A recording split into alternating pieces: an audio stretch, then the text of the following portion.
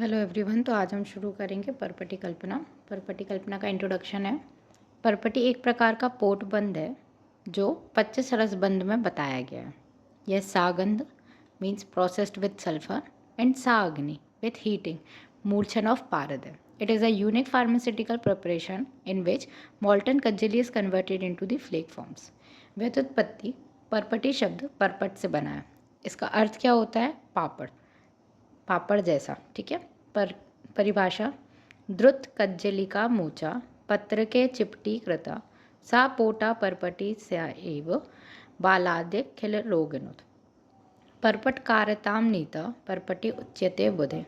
शुद्ध पारद और शुद्ध गंधक को अच्छी प्रकार से घोटकर बनाई गई कज्जली को अग्नि पर पिघलाकर केले के पत्रों के माध्यम से ऊर्ध्वांग गोबर द्वारा दबाकर चिपटीकृत बनाने की जो प्रक्रिया है वो क्या है? परपटी है। क्या करना है? जो हम सॉलिड लेंगे चूर्ण, उसको कढ़ाई में गर्म करके लिक्विफाई करना है। उसके बाद उससे क्या करना है? उठाकर उसको किसके ऊपर? गोबर के ऊपर लगाना है केले का पत्र, और केले के पत्र के ऊपर वो डाल के उसको चपटा देना है, जिससे वो परपटी के फॉर्म में बन जाएगी। इतिहास: 8वीं शताब्दी के ग्रंथ रसेंद्र मंगल में परपट का वर्णन है, जिसमें पारद, गंधक, ताम्र एवं विष के सहयोग से निर्मित परपटी का कुष्ठ रोग में प्रयोग मिलता है। 11वीं शताब्दी में आचार्य चक्रपाणि दत्त में गृहिणी चिकित्सा के अंतर्गत परपटी का उपयोग बताया गया है।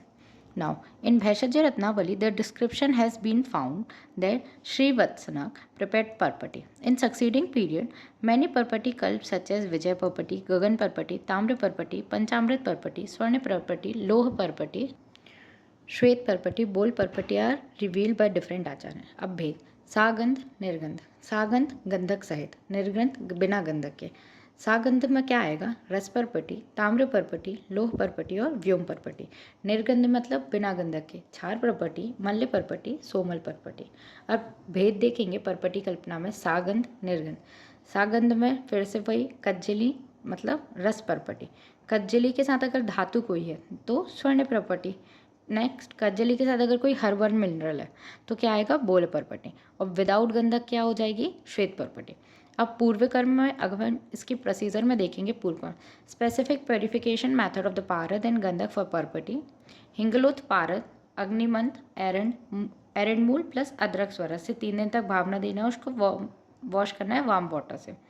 अशुद्ध गंधक को भावना देनी है भृंगराज स्वरस से 7 बार, सुखाकर रखना है उसको, लोह में पिघलाकर भृंगराज स्वरस में उसका धालन करना है।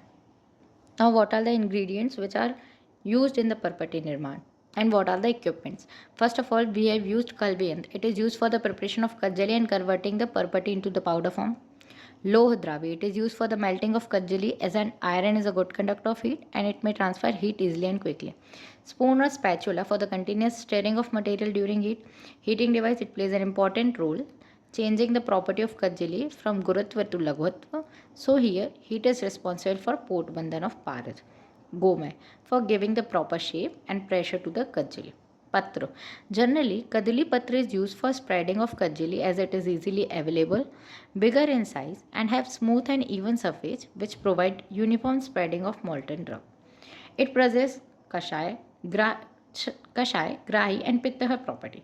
Chlorophyll pigment present in the leaf may act as detoxifying and healing agent, especially in the gastrointestinal disorders. Samtal Pindanak. It is to be prepared with the gomay and put kadli dal on it. गोमय का क्या बनाना है हमको? हम बोलते हैं कंडे। ठीक है, ऐसा पिंड बनाना है और उसके ऊपर कदली को रखना है। Sneha, it helps the material from sticking to the ladle and check the loss of material use for property. Now Ushnodak. When parpati is prepared, it is washed with the warm water for removing grit which sticks in the little amount to the parpati. Next आएगा हमारा प्रधान कर्म. प्रधान कर्म में क्या आएगा? पारद और गंधक को मिलाकर कज्जली निर्माण करना है, और फिर अगर शास्त्रोक्त है तो धातु भस्म और रत्नादि पिष्टि को मिलाना है. कज्जली को घृत से लिप्त लोह दर्वी में लेकर पिघलाएं और चमकदार काले रंग का मिश्रण प्राप्त होगा. कदली के पत्र को घृत पिघलाई हुई कज्जली को उसके ऊपर डालें और एक और केले के पत्ते से उसके ऊपर बिछाकर दबाएं. Molten kajali spread due to the presence and the mixture is converted into a flake form. Spread due to the pressure. परपटी पाक परीक्षा. परपटी की पाक परीक्षा में क्या होगा? पाको एस त्रिविध मृदु मध्य खरस तथा अद्यो दृश्यते सूता खर पाके न दृश्यते। पर्पटी के 3 प्रकार बताए गए हैं, मृदु, मध्यपाक और खरपाक। अब मृदुपाक में क्या होगा, मयूर चंद्राकार लिंगम यत्र तु दृश्यते तत्र सिद्धम विजानीयत वैद्यो नवत्र संशय। मृदुपाक द्रवित कज्जली यदि मयूर चंद्रिका के वर्ण की हो तो वो क्या होगी, मृदुपाक होगी। मृदुपाक पर्पटी सामान्य रूप से टूटती नहीं है लेकिन वो मुड़ जाती है। नेक्स्ट मध्यम पाक। मध्यम पाक में क्या होगी, द्रवित कज्जली को तैलाब होने तक पाक करना है, उसे मध्यम पाक कज्जली पर्पटी कहेंगे। जो सरलता से टूट जाए या रजत के समान दिखाई दे उसे मध्यम पाक समझें। खर पाक में क्या होगा, रक्त वर्ण, द्रवित कज्जली रक्त वर्ण की हो जाए उसे खरपाक कहेंगे। जो पर्पटी कठिन, रूप, सलक्षण और अरुण वर्ण की हो उसे खरपाक जानना चाहिए। खरपाक को चूर्ण लोहित वर्ण का होता है। अब पश्चात कर्म में आएगा, prepared kajjali is to be collected and stored in a clean dry glass container. During heating very little amount of ghrat is to be smeared to the ladle to avoid the adherence of kajali. Mild heat is to be given to avoid burning of kajali. Banana leaf should be smeared with grit to prevent adhesion. पर्पटी का प्रयोग सामान्य होता है और एक विशेष होता है। सामान्य प्रयोग में पर्पटी प्रयोग 1 से 2 रत्ती तक दिन में 2 बार किया जाता है, जीरा या तक्र के साथ। कल्प में पर्पटी 1 रत्ती से प्रारंभ होकर 10 रत्ती तक प्रतिदिन एक एक रत्ती बढ़ाते हुए आरोही अवरोही मतलब असेंडिंग एंड डिसेंडिंग ऑर्डर में रोग मुक्त होने तक किया जाता है।